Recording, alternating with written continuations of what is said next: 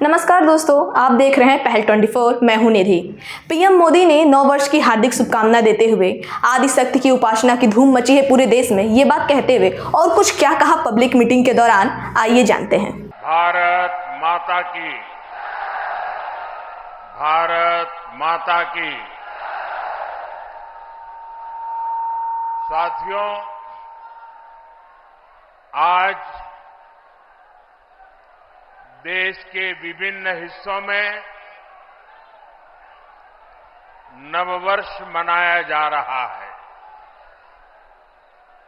आज विक्रम संवत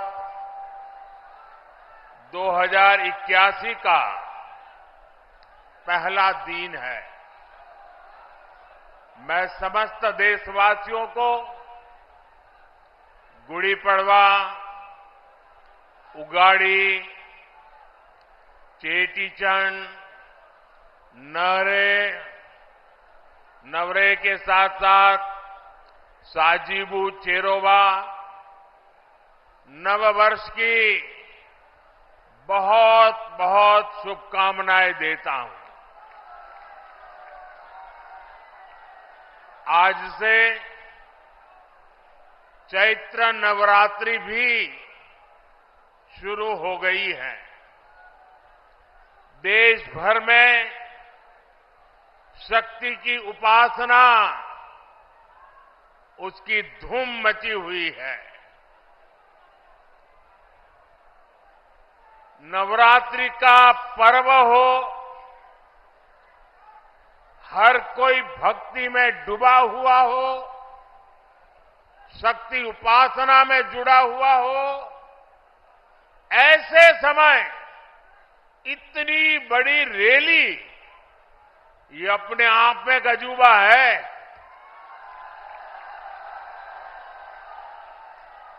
क्योंकि मेरा जब कार्यक्रम बन रहा था तो मैंने कहा, भाई नवरात्रि है, लोग कैसे आएंगे। उन्होंने कहा, साहब बस आप डेट दे दीजिए। और इतने कम समय में नवरात्रि के पावन पर्व पर भी इतनी बड़ी तादाद में आप हमें आशीर्वाद देने आए। इस पावन अवसर पर बड़ी संख्या में शक्ति स्वरूपा माताएं, बहनें, बेटियां हमें आशीर्वाद दे रही है।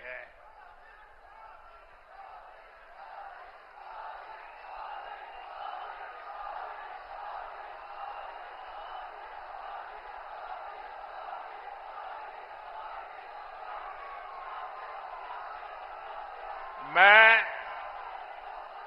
सभी सिख गुरुओं को भी नमन करता हूं। कुछ ही दिन में बैसाखी भी आने वाली है। मैं आपको बैसाखी की भी शुभकामनाएं देता हूं। मुझे यहां पीलीभीत के साथ ही बरेली की जनता जनार्दन के दर्शन का भी सौभाग्य मिला है। और सब दूर एक ही संदेश है, बहुत ही स्पष्ट संदेश है। एक ही गुंज सुनाई दे रही है, फिर एक बार, फिर एक बार, फिर एक बार। साथियों, हम बचपन से सुनते आए हैं, 1.25 से एक लड़ाऊं, चिड़ियन तय में बाज तुड़ाऊं, तबै गुरु गोविंद सिंह नाम कहाऊं। ये बोल भारत की वीर परंपरा के प्रतीक है। ये बोल दिखाते हैं कि लक्ष्य कितना ही कठिन क्यों ना हो, भारत अगर ठान लेता है तो सफलता हासिल करके रहता है। आज इसी प्रेरणा से, इसी ऊर्जा से भारत के लोग, हम लोग विकसित भारत के संकल्प पर काम कर रहे हैं। सारी दुनिया की मुश्किलों के बीच भारत ये दिखा रहा है कि उसके लिए कुछ भी असंभव नहीं है। आप मुझे बताइए साथियों, भारत जब दुनिया की सबसे तेजी से बढ़ती आर्थिक ताकत बना तो आपको गर्व हुआ कि नहीं हुआ? आपको गर्व हुआ कि नहीं हुआ? हमारे चंद्रयान ने जब चांद पर तिरंगा फहराया तो आपको गर्व हुआ कि नहीं हुआ? आपको गर्व हुआ कि नहीं हुआ? भारत में हुए भव्य G20 सम्मेलन की पूरी दुनिया में वाहवाही हुई, प्रशंसा हुई। आपको गर्व हुआ कि नहीं हुआ? कभी कांग्रेस सरकारें दुनिया से मदद मांगती थी, लेकिन कोरोना के महासंकट में भारत ने पूरी दुनिया में दवाइयां भेजी, वैक्सीन भेजी। ये सुनकर आपको गर्व हुआ कि नहीं हुआ? दुनिया में कहीं भी युद्ध का संकट आया, हम एक एक भारतीय को सुरक्षित वापस लाए। अफगानिस्तान से गुरु ग्रंथ साहब के पवित्र स्वरूपों को भी पूरी श्रद्धा से भारत लाए। आपको गर्व हुआ कि नहीं हुआ?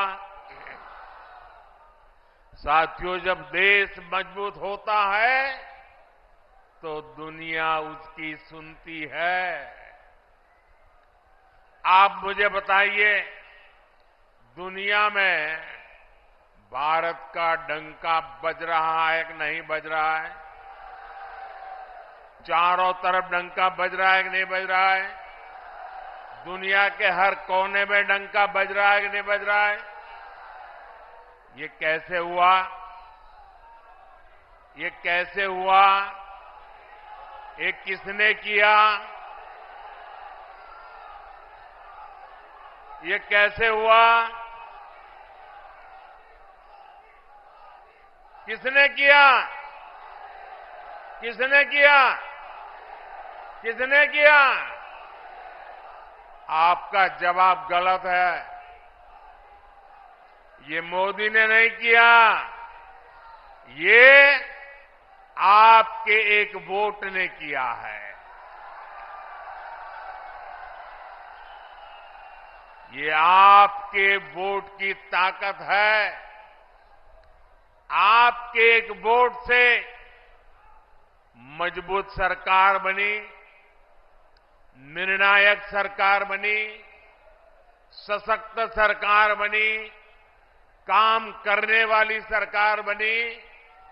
और बीजेपी सरकार ने दुनिया को दिखा दिया कि भारत किसी से भी कम नहीं है। साथियों,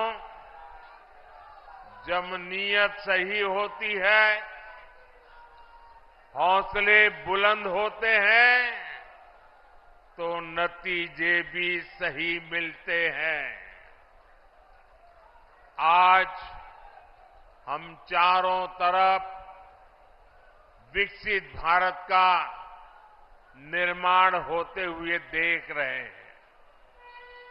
कहीं 4 लेन, 6 लेन, 8 लेन के हाईवे बन रहे हैं, कहीं भव्य रेलवे स्टेशन बन रहे हैं, कहीं वंदे भारत और अमृत भारत जैसी आधुनिक ट्रेनें चल रही हैं। पीलीभीत, भोजीपुरा और पीलीभीत से टनकपुर तक रेलवे के ब्रॉडगेज होने से एक्सप्रेस ट्रेन भी चलने लगी है। धनारा घाट पर 250 करोड़ की लागत से पुल बनाने का काम भी शुरू होने वाला है। इससे शारदा नदी के किनारे रह रहे हजारों लोगों को आसानी होगी।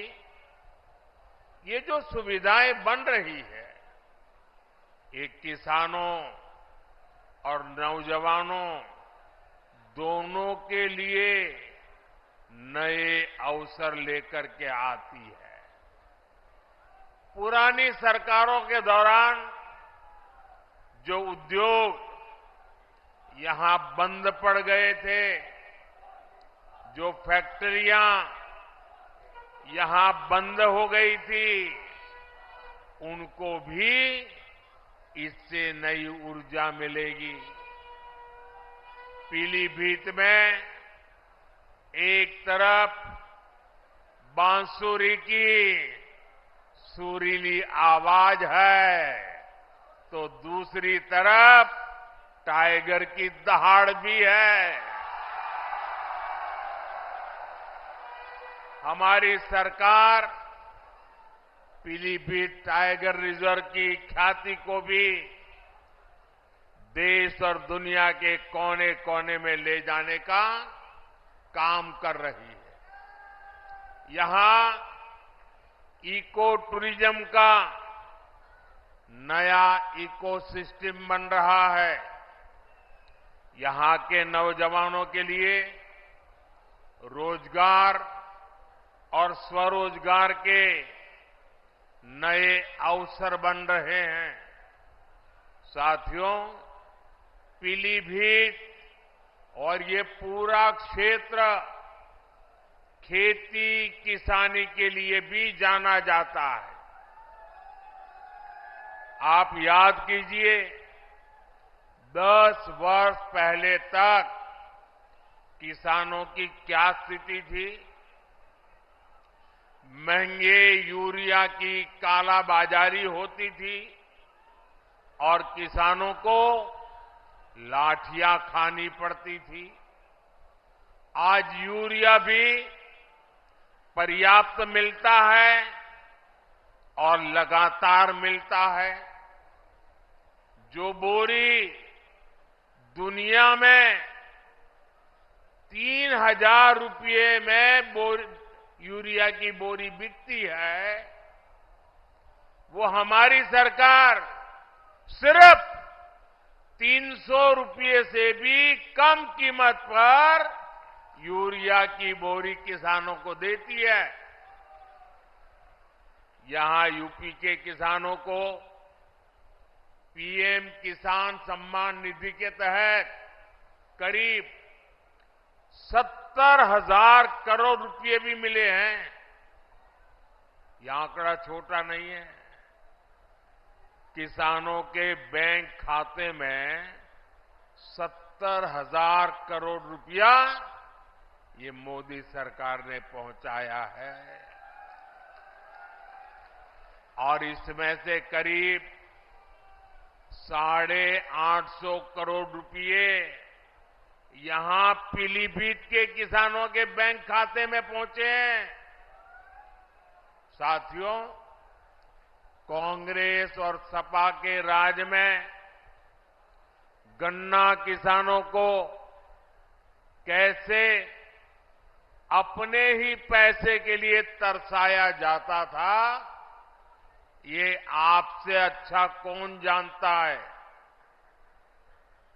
भाजपा सरकार ने गन्ना किसानों की परेशानी कम करने के लिए पूरी ताकत से काम किया और योगी जी ने तो पहले दिन से ही गन्ना किसानों की मुसीबतें दूर करने के लिए अनेक कदम उठाए।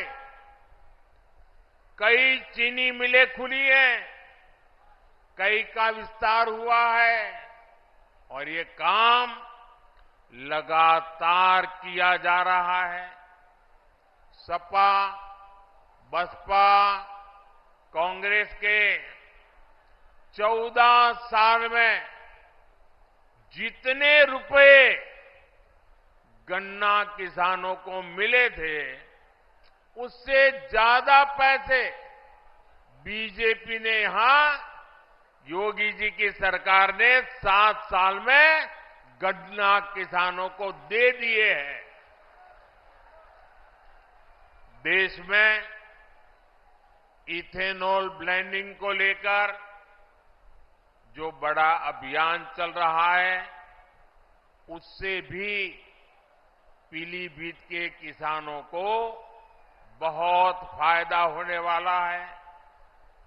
गांव के पास अनाज भंडारण की दुनिया की सबसे बड़ी योजना भी शुरू हो चुकी है। इस योजना के तहत देश में लाखों नए गोदाम बनाए जा रहे हैं। इसका भी लाभ पीलीभीत के किसानों को मिलने वाला है।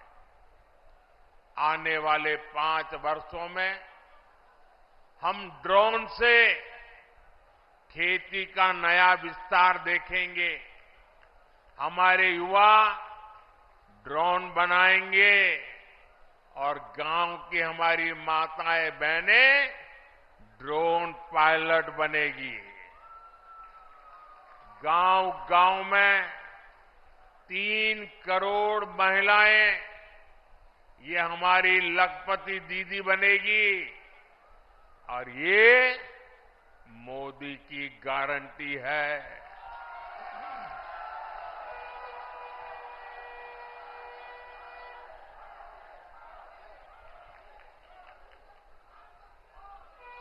पक्के घर, हर घर नल से जल, ऐसी हर सुविधा तेजी से हर बहन, हर परिवार तक पहुंचे, ये मोदी की गारंटी है।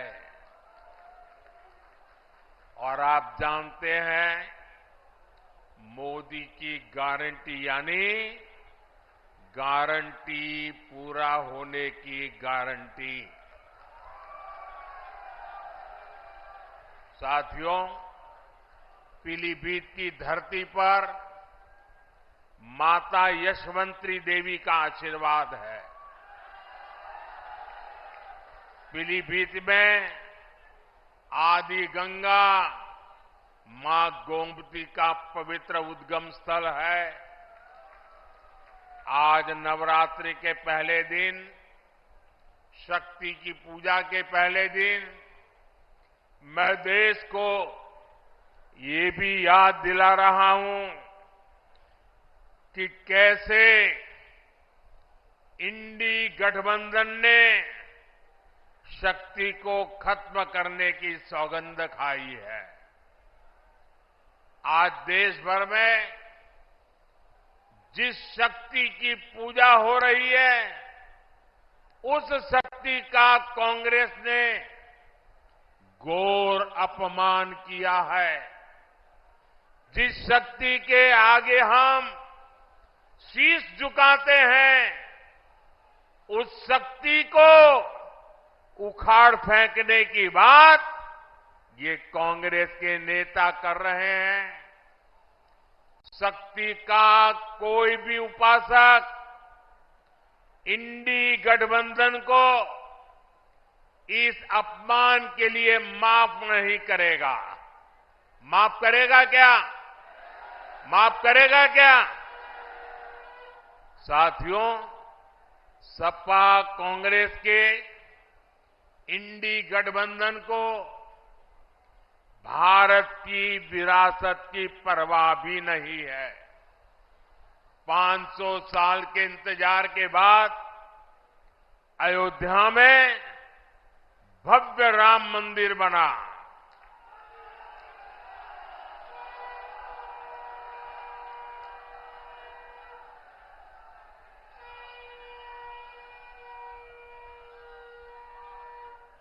हमारे कल्याण सिंह जी ने राम मंदिर के लिए अपना जीवन समर्पित कर दिया, अपनी सरकार समर्पित कर दी। देश के हर परिवार ने अपनी अपनी श्रद्धा के हिसाब से योगदान दिया। पीलीभीत वालों ने भी एक विशाल बांसुरी अयोध्या को भेंट की। लेकिन साथियों, इन इंडी गठबंधन वालों को राम मंदिर के निर्माण से पहले भी नफरत थी और आज भी नफरत है। चलो भाई, आपने मंदिर बनने से रोकने के लिए अदालत में जो करना था कर लिया। आपने मंदिर न बने इसके लिए लाख कोशिश कर ली। लेकिन जब देश की जनता ने पाई पाई देकर के इतना भव्य मंदिर बना दिया, जब मंदिर वालों ने आपके सारे गुनाह माफ करके आपको प्राण प्रतिष्ठा के कार्यक्रम में सम्मानपूर्वक निमंत्रित किया, लेकिन आपने प्राण प्रतिष्ठा के निमंत्रण को ठुकरा दिया। आपने प्रभु राम का अपमान कर दिया।